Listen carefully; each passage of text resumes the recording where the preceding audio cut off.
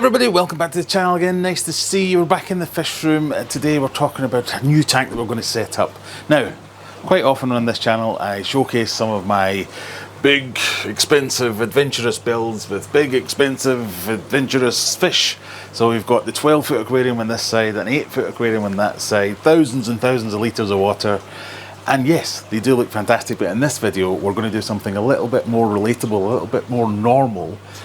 The idea being that I can show you that it is perfectly possible to get something that looks really cool with more budget-friendly things. Now, that doesn't mean that I'm going to go for the cheapest possible option at every turn, but we're going to look at every facet of owning an aquarium, from the aquarium to equipment to fish, substrate, plants, all those kind of things, picking more affordable ones rather than the cheapest or the most expensive, just run-of-the-mill, easily accessible, just to show you that this hobby is accessible. You can have all the good things about a fish tank on a decent budget. So first off, we should start with the aquarium itself. Here we have a regular 2-foot aquarium. If I'm completely honest, I can't remember where I bought this from, but equivalent ones are available on Facebook Marketplace or on eBay, Amazon. I will put links and prices to everything that I found either on screen or in the description so you can follow along. But this is a fairly standard size that can be picked up really cheap second-hand and not that expensively brand new. So I've gone with this. One modification I've made to it is at the back wall that you can see there was clear. I have painted it. I've decided to paint it green. I have not decided to paint it green. I was going to paint it black, but picked up the wrong can and painted it green. So we're going with it. So there's an experimental element of this to see whether or not that actually looks good. I've got to be honest, I don't hate it so far. I think that's quite good. So first things first, I'll get the lid out of the way. And then I'm going to use this, because we start at the bottom and work our way up. This is NutriBase. This is something that's fairly new to me. I know if you watch like MD Fish Tanks or something like that, they've been banging on about this for ages, but yes, I am late to the game.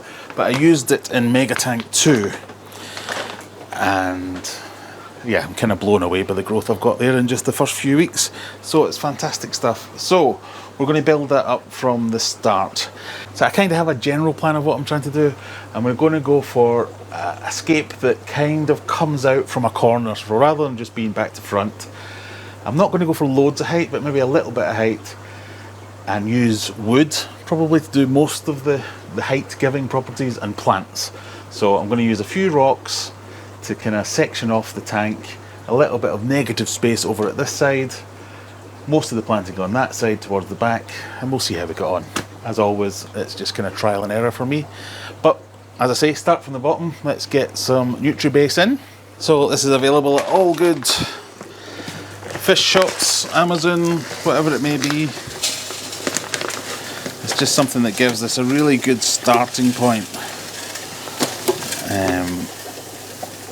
So like I say, I'm going to give a decent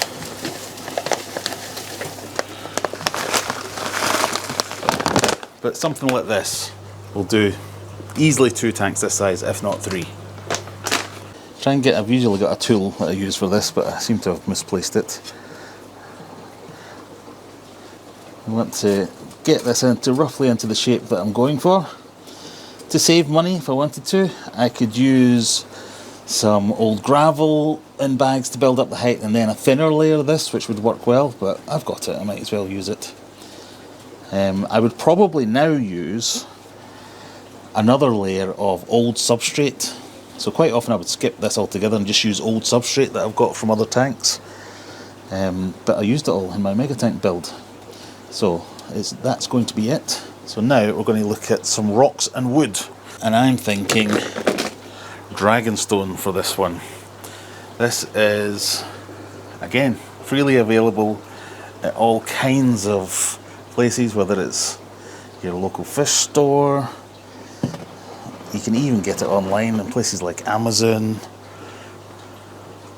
eBay, etc. But you know, go and support your local fish store. I'm just going for a couple of key pieces really, that are, it's almost to create a barrier, if you like, between some free swimming spaces.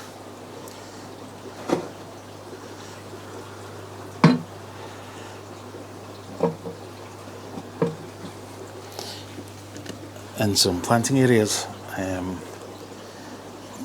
of like this. And I like dragonstone because it's kind of a feature in and of itself. There's loads of places that I can loop things, there's loads of crevices I can glue in plants, things like that if I want to do that. But I'm mostly using it here to retain this, so I don't get too much through. So I will be planting probably in front of it a little bit. In fact, I might just move that back a little bit.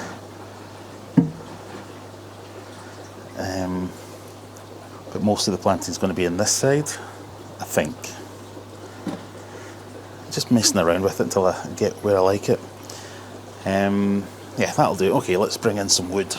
So here I've just got some random pieces that I've pulled from other tanks that I've collected over the years, but this is spiderwood. Again, not too bad. It's not like huge, humongous pieces. There's just little pieces that I can put together. Again, I'll put prices of things maybe on Amazon, for instance, but I don't suggest that be the only place that you go for your aquascaping materials. And again, this is just going to be something where I want to create a little bit of interest almost.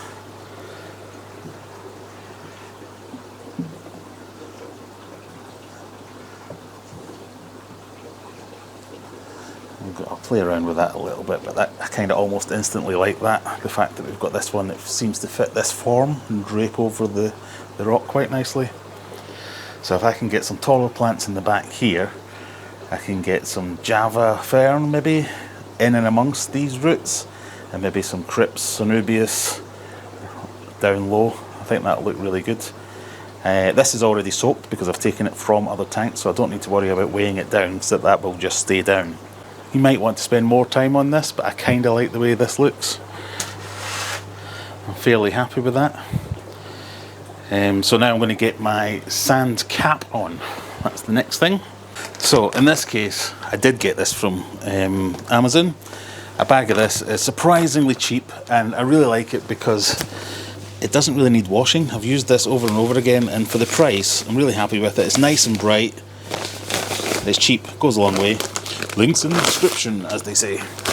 So this is a capping substrate. So if I was to just use this and not have like the nutrient layer, which is the Nutri-Base, I might use any other type of sand or something like that, and use root tabs or some other kind of fertilization which would do the job just as well. But as I say, I'm new to Nutri-Base and I really quite like it. I'm just going to be fairly liberal with this because it is a cap. I'm going to try and not get it all over the rocks because then it'll be a pain to get rid of. But I've made life slightly harder for myself by doing this in a tank that's in a rack with limited space, shall we say. What I don't want to do is drop the whole bag and just ruin everything I've already done. So my preferred technique is to pile it up high at the front and push it back, and that way you don't cover all the rocks that you're trying to make look nice.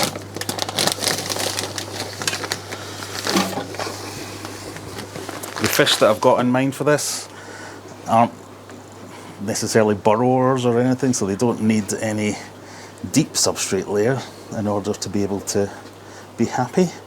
So this sand can be fairly minimal. I'm not father fish, I'm not going for my 3 foot deep substrate layer, but I do want it a bit deeper than that.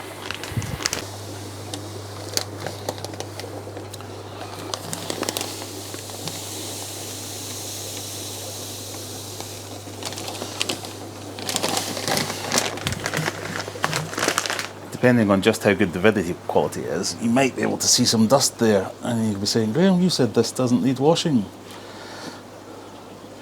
I say a lot of things that prove me out as a liar later down the line, but no, this, I've used it many times and it has never needed washing before. This is a good time for the use of the old paintbrush, so when you get sand on your rocks and things like that, just a wee brush to get them off. The idea here is it's a sand cap, which is, as it says, It's capping off that nutrient layer so as it doesn't just immediately get released into the water column. And it means your plants have got something to feed on for a long time if they're root feeders. There you go, one whole bag has done that. So as you can see, that's pretty good value for a decent substrate. I kind of like how that's looking so far, without any plants. So what I would do now is things that aren't going to be planted in the substrate, I'll try and plant now. So I talked about using Java fern. I think that looks really good with roots and things like that. This is a technique I've nicked off MD fish tanks, is do the things dry first that go in the roots, and then things that are planted because they have roots, fill it up first. So let's sort out some plants. So I've got a couple of pots of Java fern that I'm going to start with. These are available on aquariumadventures.co.uk. I'll get these out and break them up, and I'm going to start with wedging, because I don't like gluing if I don't have to, because it's a bit of a faff. So I'm going to start with somewhere where I think I can just wedge the roots, because these roots don't need to be planted. No, not the roots so much as the rhizome doesn't need to be planted, or doesn't want to be planted, because it will start to rot. So if I can just wedge the rhizome somewhere, that'll be fine. I'm thinking just along here, basically. Create a tree line almost. When you come in the pots like this, you just want to break this off. Usually comes off pretty easy. The rock will. That leaves you with the rhizome there. And then you can split this again into 2 or 3. But we're going to see how this works just as one. So it's at this point that you don't have to necessarily move fast, but what I don't want to do is let these plants dry out. So if I am going to take a bit longer to do things, I will come along and give these a spritz with a squishy bottle. But I like that. That just worked. So this one's kind of already falling into individual plants. So that one, for instance, I might just lodge down there, and then that'll give me these, which I think, again, yeah, if I just it's already broken, I can tease that apart into a couple of plants.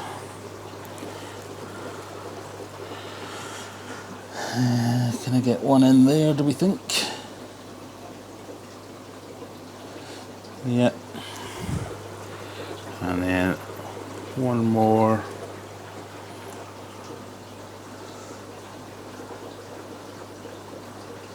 Just in there. How does that look? Nope, that looks stupid. So we'll take that one out of there.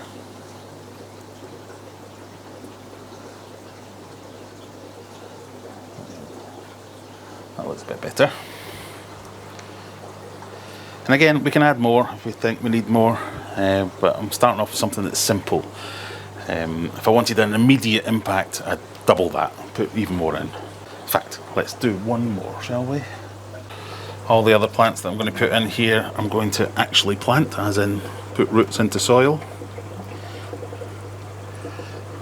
Apart from maybe some anubiases, they can also be wedged. But we'll start the filling while we get on with that. Let me just find something to stop the...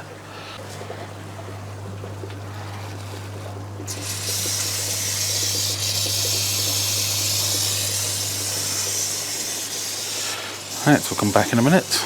There's one more plant that I immediately forgot about. So I've got some bulbitis. Now this is a little bit of a cheat in that this is quite a slow growing plant in my experience, and I've got quite a lot of it from another tank. So you can buy it in a pot, but you'd be lucky to get anything like that much out of one pot.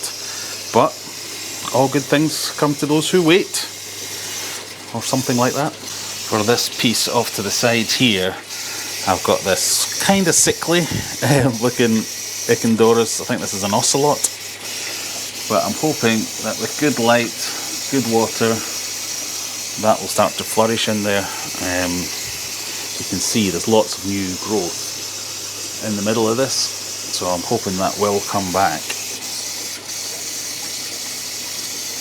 fairly well. Right, so then for this kind of background area, I'm going for Hygrophila angusfolia. Hygrophila angusfolia. Easy for me to say. Which, again, doesn't look like much when it's potted. But this is, again, quite new for me. I used it for the first time in Megatank 2. And, yeah, I was just kind of blown away by what it ended up doing. So what I'm expecting here is, I don't know how well this is coming across in camera, but there's some really bright green leaves here, which is the new growth, and it just shot up with really, really bright, long, wavy leaves, so it looks very different to it does when it's in the pot. So I'm hoping this will give a really fast, big impact. It's all very well waiting for things to grow, but it's annoying sometimes having to do that. So what I'm doing here is planting it not too densely, because as I say, I'm expecting it to just shoot up. So dense enough that you can tell the plant's there, but not that they're competing with each other too much. And that is going to be my background done. I'm just going to wait for that to fill out, basically. And then for around the front, I've got these smaller plants. So this is a crypt, this is a pot that I've actually lost the label for. I'm assuming it's Crypt Nevelli, or Nevelli, as I like to say. But I've lost the label for it, so I can't be 100% sure, but I think that's what it is. And again, I'm just going to tease this apart if I can, to make a couple of plants and dot them round the front under that big rock. It's quite slow growing, if it is what I think it is, but it will spread. And that's kind of what I'm after. Something like that. And then for one big pop of colour, I've got this Tiger Lotus, or the Nymphea Zendetti red. Zenkerry red, sorry. Again, these seem to do really well in my water. I've got a couple of them in Megatank 2, and they've sprouted up almost immediately. And that will give a little bit of shade if I let them go high. Or you can keep cutting down the runners, because it will sprout up to the top, and if you keep cutting them down, it'll eventually give up and just do a big bushy plant with nice big leaves, much bigger than that. But I haven't decided how we want that one to go, so I think we'll place that one just there. You kind of want to put half the bulb, half submerged. That seems to do best in my experience. A little bit of a gap over here that I could probably do with a nice Anubias. I think I've got a couple of Nana, I'll get one of them in. So rather than use a new one, I'm just going to repurpose this one from the puffer tank, because the puffer started nibbling on it, so I'll just move that out there. He's going to go in this little gap here, which I think will work out just perfect, just above that rock. So this is it. The next morning, I've left this overnight, cleared up lovely, looking good. Filtration is, I'm a bit like, I don't know what to do about filtration. So I actually really like this filter. It's kind of like a sponge filter. It's a sponge filter in that there's a sponge in this section, and then there's some bio balls. Air's drawn in and through, and water passes through it like that, which is fine. And I can probably hide this at the back, but it's such a nice looking tank. I mean, I really like how this looks. I kind of want something not in the tank, like an external filter. I just don't really have any external filters. I'm trialling having this here, which is a Seachem Tidal, and that's just ridiculous. It's far too big. It's overkill. Mind you, if you're going to do filtration wrong, overkill is the way to do it. But no, don't like it. It intrudes in the tank as well, loads. So I think we're just going to go with this, which I wouldn't be happy filtering what I'm going to stock the tank with just this, but it might be okay, so we'll just need to make sure I keep an eye on the water quality. This is a seeded filter, so it should be able to go straight away. So I'm just going to pop this at the back and see if we can hide it away. It might not be completely unobtrusive right now, but when these plants grow in, it should be a lot better. So we'll just stick that in there. You can definitely notice it. Right, so that might need more thought, but it's going to have to do for now. Final thing we want to talk about is lighting. What I've chosen to light this tank. This is the Heuger planted tank light. It's one of these. I talked about these in a previous video. It's the HG75 LED light, fully planted. It's got a timer. It's got customizable timer, customizable light. You can set all kinds of preferences on it. I've been using it in a couple of places now and really happy with it, so I would definitely recommend this. It's not premium, as in it doesn't cost hundreds of pounds, but it's not super budget either. I think this is about £40–50, which is kind of mid-tier I'd go with. But really happy with the light and the customizability of it. So I'll stick links in the description for that one. That obviously was provided to me for free, but I'd be happy with that. And then no heater, because you might notice there's a radiator right there. I'm currently trialling something where I have a fan above there which pushes all the heat out. But so far it seems I don't need it, because people have been commenting that this is going to block the heat. It's not, it's fine. The fan is a bit redundant, so test over. We'll see how we get on with that. So you might want to put a heater in there. Again, I think it would spoil the look of this, because this is a really nice looking tank now. But you would hide that away in the back as well. Fish. Here we go. Tiger barbs. I've never kept tiger barbs before. Well, I don't think that's true. I think I might have done when I was younger, but I can't remember. But tiger barbs, black neon tetras. I've got a couple of corridoras and some other things, but tiger barbs are going to be the centre and the focus of this tank, because they are such a cheap fish, but really active. Just to show that you can get something that's going to hold a lot of interest, it'll look really cool, hopefully, for not a lot of money. I think these I got from a Maidenhead Aquatics.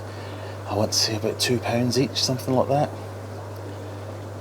Now obviously they're not going to work with every fish. If you want a community tank, tiger barbs might not be the ones for you, because they can be quite nippy. So if you have things like guppies, for instance, that wouldn't be a good idea, because they'll just shred their tails. As you can see over here, oh, just missed it, there was a long fin lemon bristlenose. That's not a good idea long term with these, but yeah, we're going to get the tiger barbs out, the black neon guppies and a few of the other ones, and then we'll move them into the tank and show you what it looks like.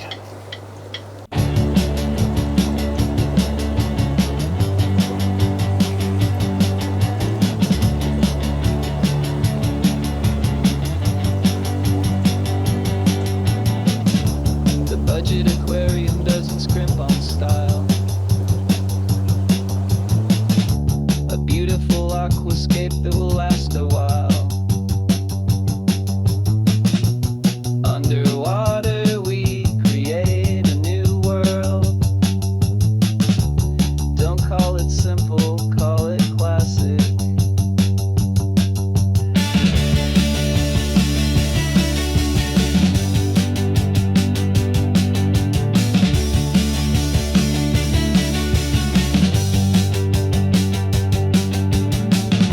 No need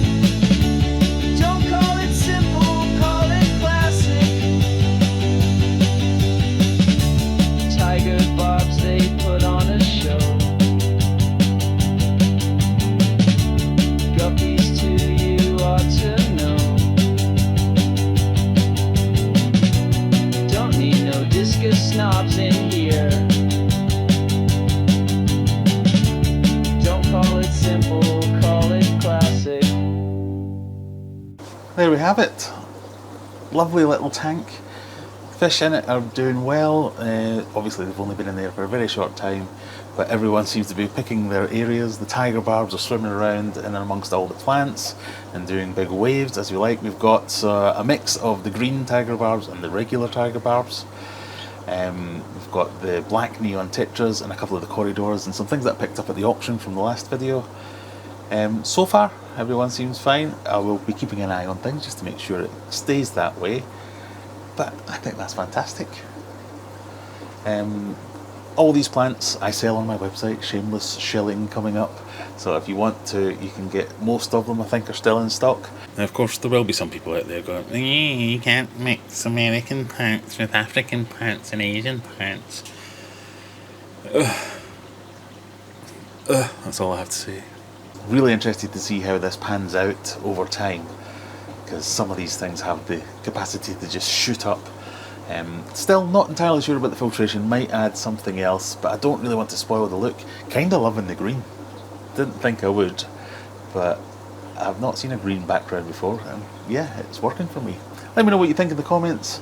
Any suggestions for filtration that kind of minimises what we actually put in the tank? Yeah, love it. Simple, didn't take long, didn't cost the earth. Achievable for it, even an idiot like me. If you like this kind of thing, there is a subscribe button down there if you wouldn't mind giving that a tickle, that would be nice. Otherwise, I'll see you on Friday nights, 9 PM UK time. We do a live stream every week. If not then, I'll see you in the next video. Thank you very much. Goodbye!